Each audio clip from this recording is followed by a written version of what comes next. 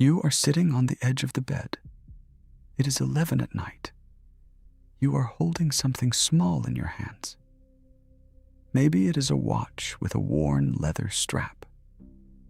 Maybe it is a piece of jewelry that has lost its shine.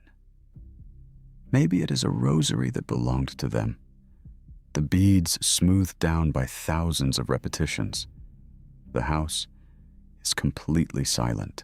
It is the kind of silence that rings in your ears, the kind that only happens when the rest of the world has stopped moving and you are left entirely alone with your own mind. You catch yourself whispering their name in the dark. Just a faint whisper. And then the silence answers back. That familiar, heavy thought creeps in, the one you try so desperately to push away during the day when there are people around and tasks to distract you. The thought hits you, cold and precise. Are my prayers actually reaching them, or am I just talking to the void every single night? Before we continue, if you are here and this specific feeling is touching on something real for you, the algorithm needs a signal to know it should keep bringing you these stories. Subscribing is that signal. Because this kind of conversation, the one we rarely have out loud, the one that lives in the quiet hours of the night, deserves to continue. We have many more of these stories to tell. You put the object back on the nightstand, but the weight stays in your chest. You turn off the lamp, but your eyes remain open, staring at the ceiling, tracing the faint shadows cast by the streetlights outside. You have tried to do everything right. You go to Mass. You try to be a good person. You try to follow the rules. But the theology they taught us, the fragments we picked up from old sermons and faded paintings in the back of dimly lit churches, sometimes feels like a massive, terrifying shadow hanging over the people we love the most. You think about them, the ones who have crossed over, and you inevitably think about purgatory, and the concept absolutely terrifies you. You have seen the old depictions, the flames leaping up from the darkness, the faces of the souls twisted in unimaginable agony, reaching out from the fire. You have heard the descriptions that sound less like a place of spiritual purification and more like a medieval torture chamber. It feels like it is just a part of hell where you get tortured before God finally decides you have had enough and lets you into heaven. It feels deeply, fundamentally unfair. Why would a loving God make us suffer after we are already forgiven and saved? You lie there in the dark, the sheets cold against your skin, and you think to yourself, am I going to burn in agonizing pain even if I try my best to be good my whole life? Are they burning right now? And if they are, what kind of father demands that level of suffering from his children? The silence in the bedroom does not offer an answer. It just lets the fear settle deeper into your bones, turning your grief into a quiet, desperate panic. I know that silence. I know that exact, suffocating weight on the edge of the bed. My name is Raymond. For 35 years, I taught religion at a Catholic high school in northern Kentucky. For over 3 decades, I stood in front of classrooms filled with teenagers, row after row of young faces trying to make sense of the universe, and I taught from the official textbooks. I gave the standard, sanitized answers. I drew neat little diagrams on the chalkboard about grace, salvation, and the structure of the afterlife. I made it all sound so clean, so logical, so completely removed from actual human suffering. But in the bottom drawer of my desk, hidden beneath the grading rubrics and the crumpled attendance sheets, I kept a small, informal list. It was a handwritten list of my former students' parents who had died. I never told anyone about it. Every year, on the anniversary of their passing, I would close the classroom door during my free period, pull out that list, and quietly say a decade of the rosary for each name. It was a private ritual, a habit none of my colleagues knew about. But even as I prayed, a part of my own mind questioned the mechanics of it all. I was a teacher of the faith, yet I harbored the same quiet doubts that kept you awake tonight. I remember my seminary days at the Athenaeum of Ohio. I remember sitting in a stuffy moral theology seminar, the air thick with the smell of old paper and intellectual arrogance. The professor, a man who seemed to view God as a complex mathematical equation, posed a question for a moot debate. He asked, if the ultimate fate of a soul is already definitively sealed at the exact moment of death, is prayer for the dead just a wasted effort? Is it merely a psychological comfort invented by the Church to soothe the living? I argued the academic side. I treated the destiny of human souls like a puzzle to be solved, with syllogisms and citations. I answered the question wrong at the time, though I was too proud to know it then. I thought I understood the architecture of the unseen world. I only truly understood decades later, when the abstract theory ceased to be a textbook problem and became the very center of my waking life. When the theory became a person I loved. 3 years ago, my wife Margaret passed away. The hospital room was cold, the machines beeped with a terrifying indifference. And then, she was just gone. Her rosary, the one she held during those final agonizing weeks, still sits on my nightstand. Every single night, in this quiet house in Covington, with the distant sound of the Ohio River reminding me that time keeps moving, I pray for her by name. And there are nights when the silence of the empty rooms is so loud, so absolute, that it feels like a physical pressure against my ears. I catch myself hoping that the ache I still feel, that tearing sensation right in the center of my chest, is itself a kind of prayer reaching her. Because if my devastating grief is not a prayer, if it has no spiritual currency, then it is just a void, and the void is unbearable. I was a religion teacher for 35 years, but grief made me a terrified beginner all over again. I had to unlearn the clean diagrams and face the raw, terrifying reality of the unseen world. It was not until a conference in 2018 that the reality of what we are actually dealing with finally broke through the rigid academic walls I had built around myself. I was attending a lecture by Father Chad Ripperger on spiritual warfare and demonic oppression. The room was crowded, the air conditioning was humming loudly, and the atmosphere was heavy with serious theological discussion. But the profound revelation did not come from the podium.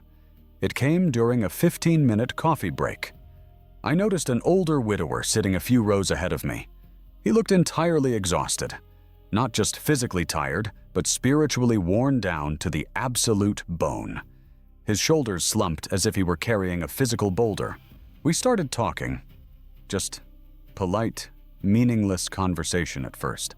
But within minutes, the polite facade completely crumbled. He broke down. He was weeping, the kind of quiet, desperate tears of a man who has carried a crushing weight in absolute solitude for years.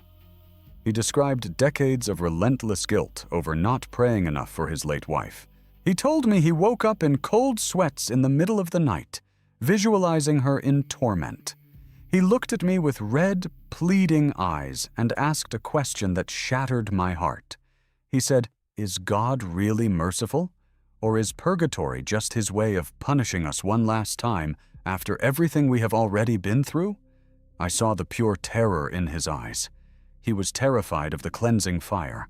The descriptions he had heard throughout his life sounded like literal burning and endless agony to him. He felt he had abandoned his wife to a fiery prison because he forgot a rosary on a Tuesday, or skipped a mass because he was too tired. For him, intercession was not an act of love. It was a desperate, failing attempt to appease an angry, vindictive judge. Seeing his tears, the abstract doctrine of intercession shattered for me. It was no longer a debate topic at the Athenaeum. It was an urgent, personal debt. It was a matter of spiritual life and death. Perhaps you have heard the skeptics talk about this. The modern voices that tell you not to worry because the whole concept is fundamentally flawed.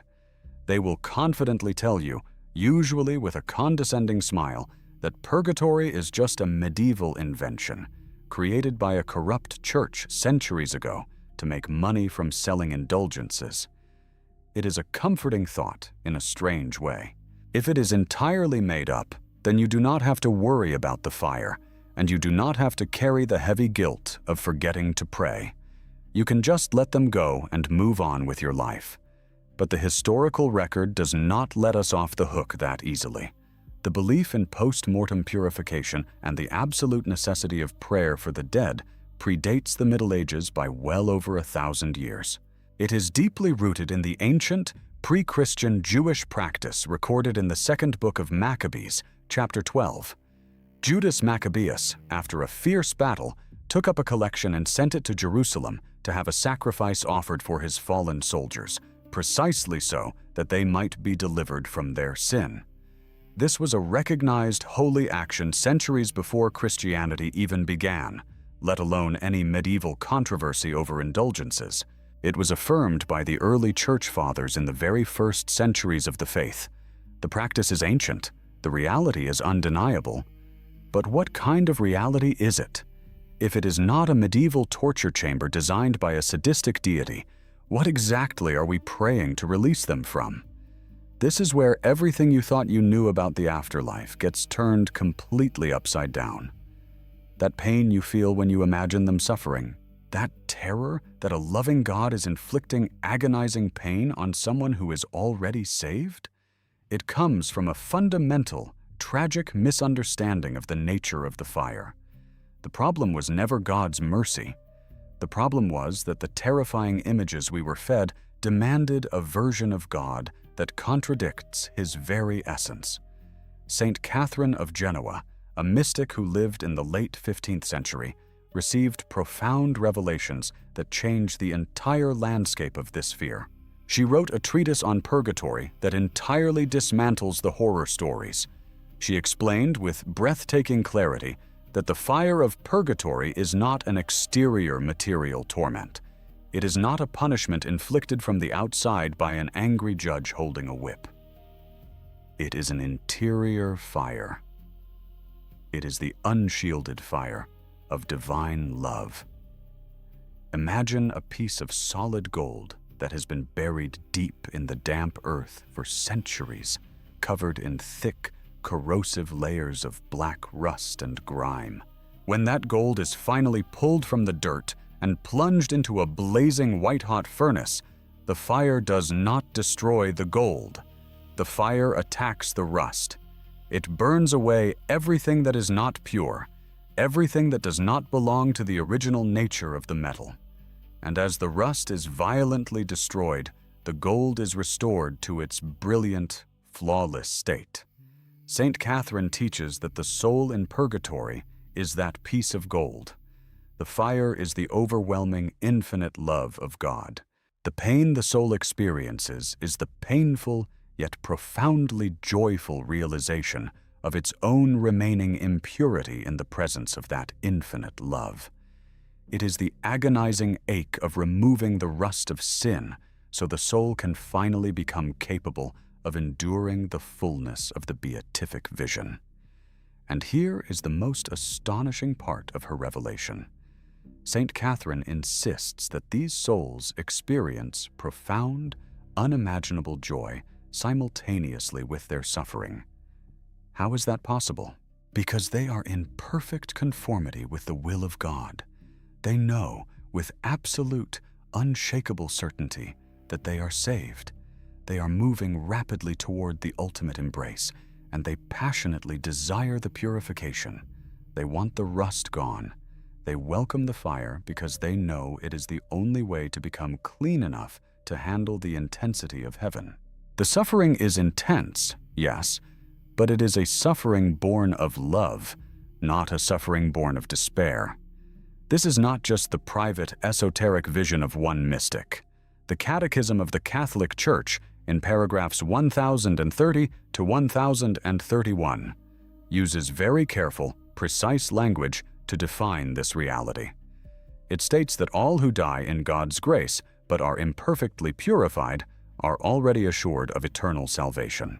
And it explicitly, dogmatically declares that this final purification is entirely different from the punishment of the damned.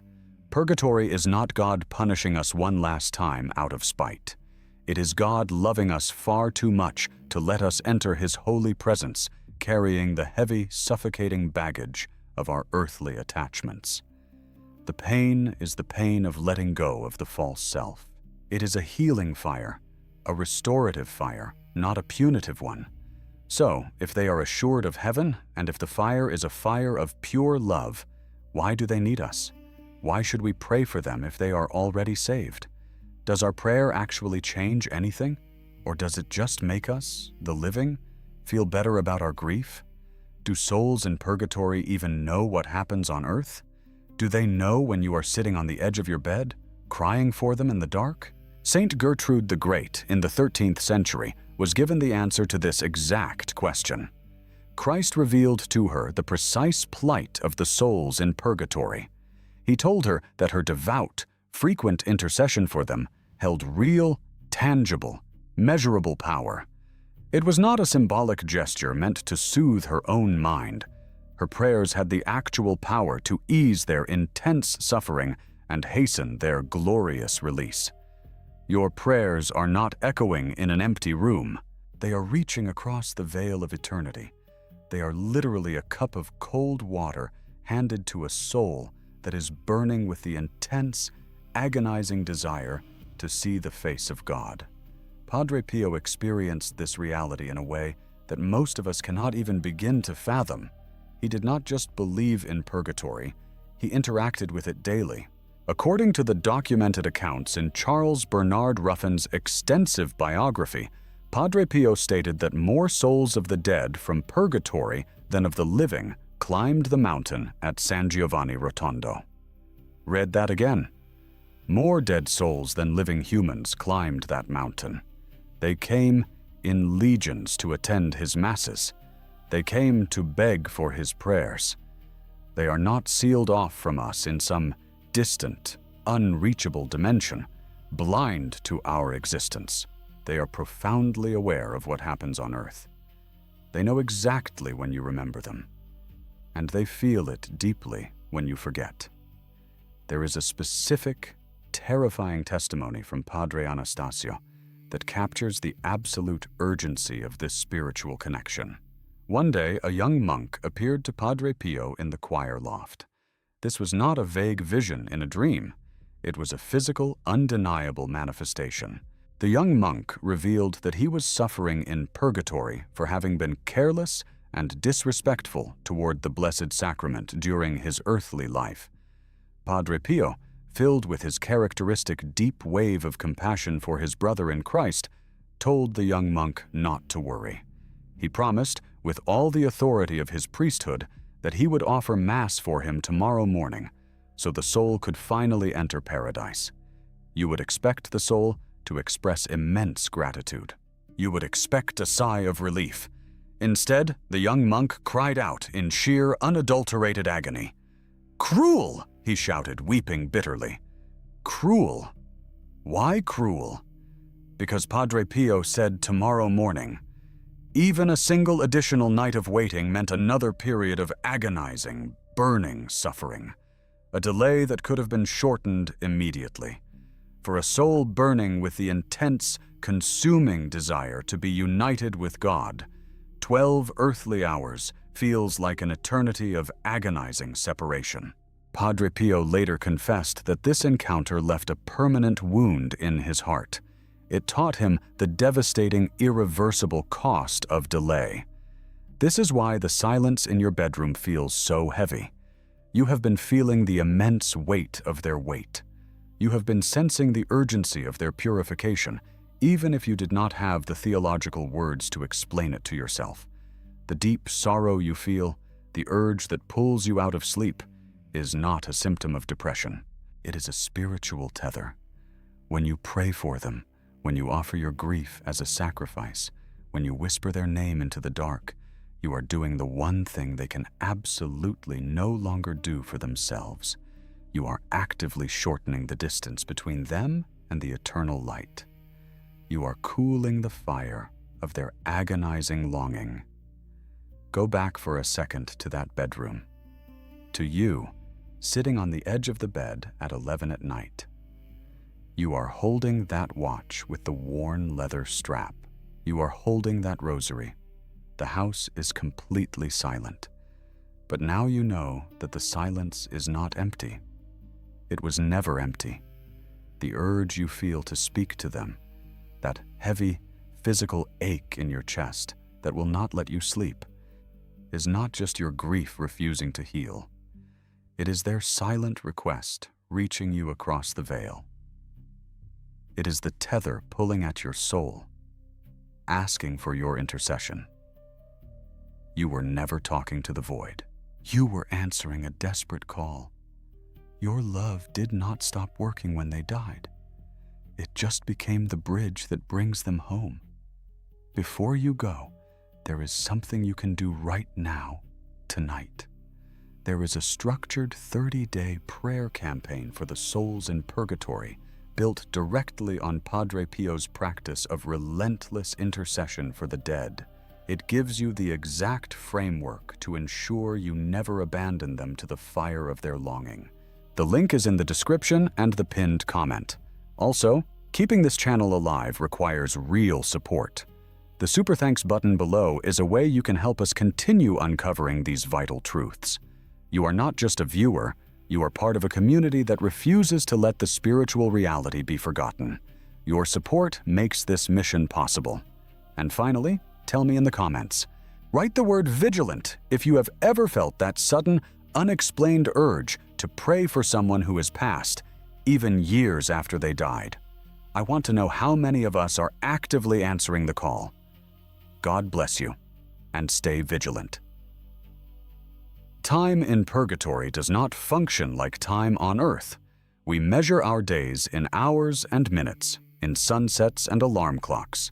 But for a soul stripped of its physical body, time is measured entirely by the intensity of its desire for God.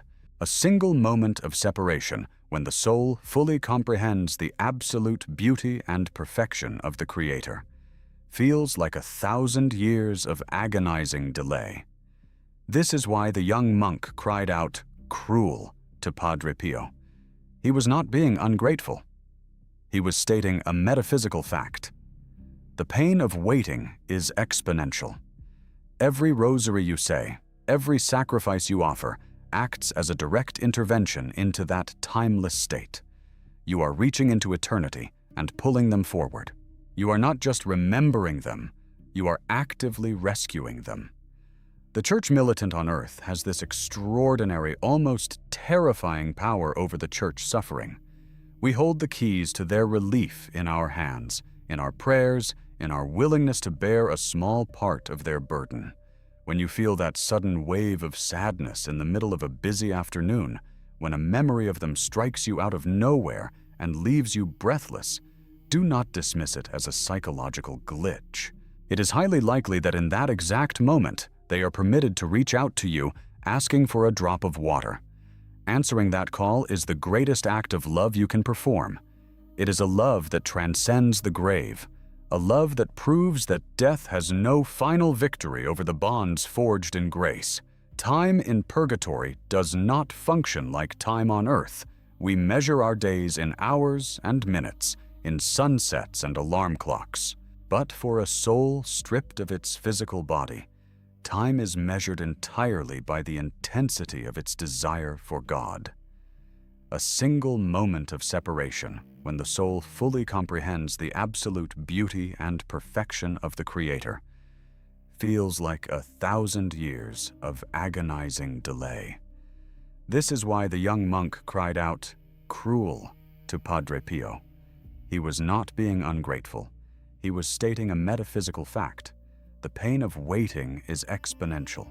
Every rosary you say, every sacrifice you offer, acts as a direct intervention into that timeless state. You are reaching into eternity and pulling them forward. You are not just remembering them, you are actively rescuing them. The church militant on earth has this extraordinary, almost terrifying power over the church suffering. We hold the keys to their relief in our hands, in our prayers, in our willingness to bear a small part of their burden. When you feel that sudden wave of sadness in the middle of a busy afternoon, when a memory of them strikes you out of nowhere and leaves you breathless, do not dismiss it as a psychological glitch. It is highly likely that in that exact moment, they are permitted to reach out to you, asking for a drop of water. Answering that call is the greatest act of love you can perform. It is a love that transcends the grave, a love that proves that death has no final victory over the bonds forged in grace. Time in purgatory does not function like time on earth. We measure our days in hours and minutes, in sunsets and alarm clocks. But for a soul stripped of its physical body, time is measured entirely by the intensity of its desire for God. A single moment of separation, when the soul fully comprehends the absolute beauty and perfection of the Creator, feels like 1,000 years of agonizing delay. This is why the young monk cried out, "Cruel!" to Padre Pio. He was not being ungrateful, he was stating a metaphysical fact. The pain of waiting is exponential. Every rosary you say, every sacrifice you offer, acts as a direct intervention into that timeless state. You are reaching into eternity and pulling them forward. You are not just remembering them. You are actively rescuing them. The church militant on earth has this extraordinary, almost terrifying power over the church suffering. We hold the keys to their relief in our hands, in our prayers, in our willingness to bear a small part of their burden. When you feel that sudden wave of sadness in the middle of a busy afternoon, when a memory of them strikes you out of nowhere and leaves you breathless, do not dismiss it as a psychological glitch. It is highly likely that in that exact moment, they are permitted to reach out to you, asking for a drop of water. Answering that call is the greatest act of love you can perform. It is a love that transcends the grave, a love that proves that death has no final victory over the bonds forged in grace.